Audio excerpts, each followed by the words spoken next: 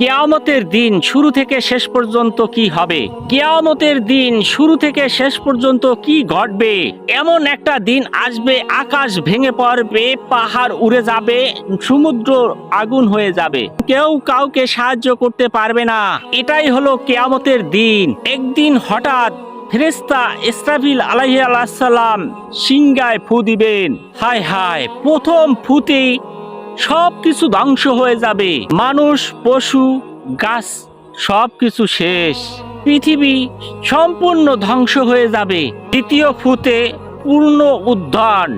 এরপর আবার সিংহায় ফু দেওয়া হবে, সব মানুষ আবার জীবিত হবে, কবর থেকে উঠে দাঁড়াবে, সবাই একত্র হবে আরশের ময়দান।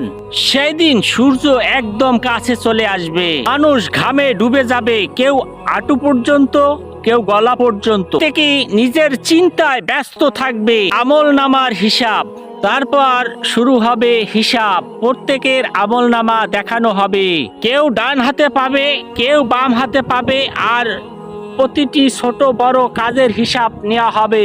এবার মিজান ও পুলসুরাত, মানুষের আমল ওজন দেওয়া হবে মিজানে।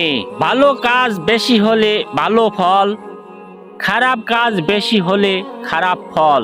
এরপর পার হতে হবে পুলসিরাত, এটা চুলের চেয়েও পাতলা, তলোয়ারের চেয়েও ধারালো। জাহান্নাম ও জান্নাত, যারা ব্যর্থ হবেন তারা জাহান্নামে যাবেন, আর যারা সফল হবেন তারা জান্নাতে প্রবেশ করবেন। বলি, ওই দিন কেউ কাউকে সাহায্য করতে পারবে না।